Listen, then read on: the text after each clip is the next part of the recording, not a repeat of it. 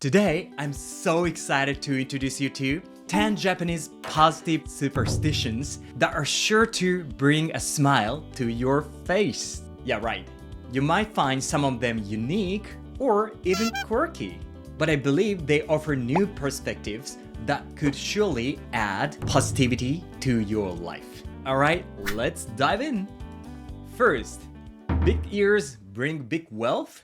Hold on, did you just check your ears? Yeah, according to Japanese superstition, having large and thick earlobes might just pave your way to wealth. Not everyone, but apparently a lot of wealthy people have big lobes. Yeah, check it out. Warren Buffett, Akio Toyoda, and Mao Asada. Right?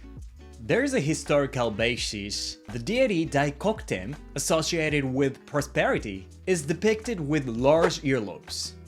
And interestingly, Eastern medicine is backing this superstition up. There is a belief that ear size and condition correlates with vitality. So if wealth is on your mind, why not give those earlobes a gentle tug? Second, lucky number 8.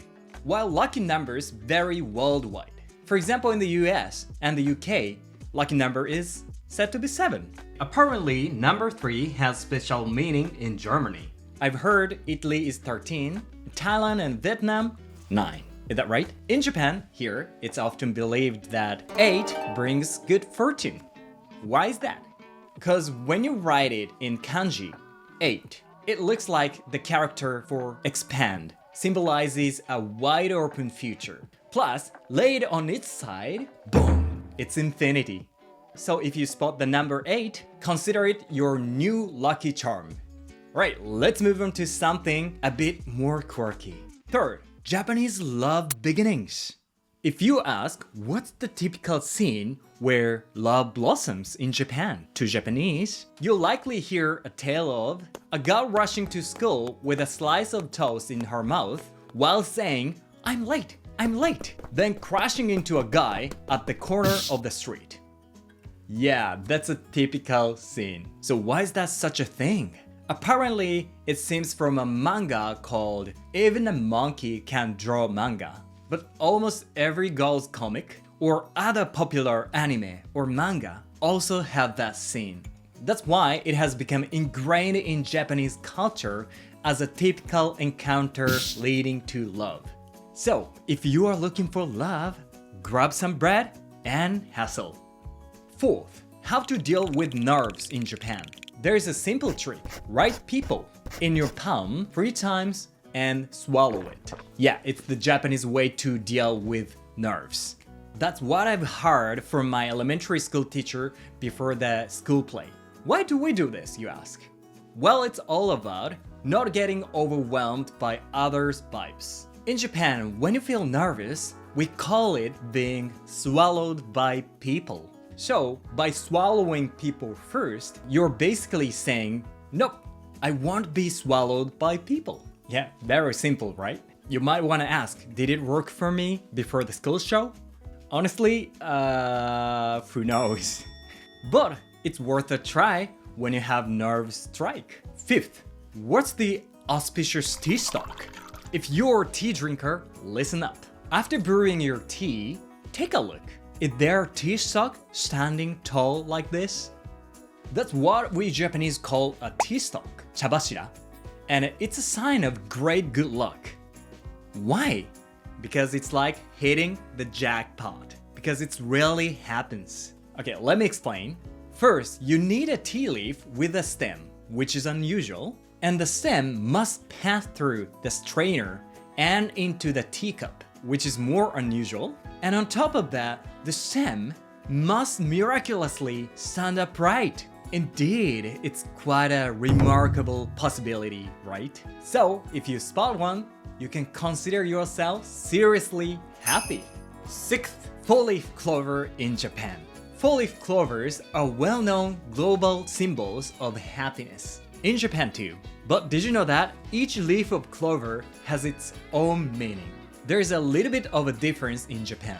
In America, it's said to symbolize love, health, fame, and wealth. While in Japan, It's love, health, hope, and happiness. Yeah, not focusing on fame and wealth is kind of like Japanese characteristic. But anyway, yeah, we think four-leaf clovers are kind of symbol of happiness in Japan too. Yeah, that's why it's common to press clovers as like dried flowers in Japan, like this. So why not go picking up clovers on this sunny day? 7th, Japanese fortune dreams. In Japan, dreams carry special meanings, especially the first dream of the year. There is a saying, Ichi Fuji, Nitaka, San Nasubi, which means first, Mount Fuji, second, a hawk, third, an eggplant. If you see them in the first dream, you'll have good luck. So why these symbols? Well, Mount Fuji is Japanese highest peak. A hawk symbolizes strength and grace. And an eggplant, nasu, we call it nasu, which can be also written in nasu, like this, representing growth and prosperity. Honestly, I've never had this dream myself, but if you have, you are a lucky person. 8th, Japanese way of wishing upon shooting stars. Wishing upon a star might be a universal, but I think each country has its own way. Some people might wish for, like saying, money, money, money, 3 times upon sighting a shooting star, right?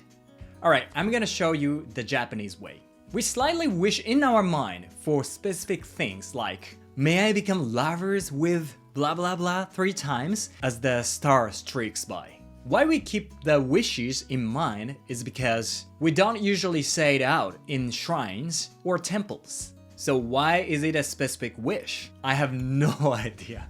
But yeah, it's incredibly hard to success, right? But anyway, yeah, please give it a try if you spot on a shooting star in a Japanese way. 9th, the double rainbow delight. In the Western culture, double rainbows are believed to be messages from angels, bringing you good luck. Almost the same in Japan, we consider them as a graduation and blessings. For example, it brings about fulfilled dreams, new beginning in love, and even an increase in good fortune. I actually saw one back when I was a teacher, just before this channel took off. Who knows, maybe that double rainbow was the sign of the beginning of the new life. Yeah, thank you so much. 10th, victory meal in Japan. Got a big game or crucial meeting tomorrow? Eat katsudon. Katsudon is a classic Japanese dish with rice, topped with deep-fried pork cutlet. It's not that special meal, but we kind of believe if we eat it before an important game or test, or something, we can get a positive result. Because the sound of katsu can also mean to win. For example, when I was a teacher, a cook for a school lunch would serve katsudon before the big test for the students. Isn't it great? Alright, so that's it. Which superstitions caught your eye? I personally love the Japanese love beginnings. Well then, I grab a toast. I'm off in a hurry. Bye.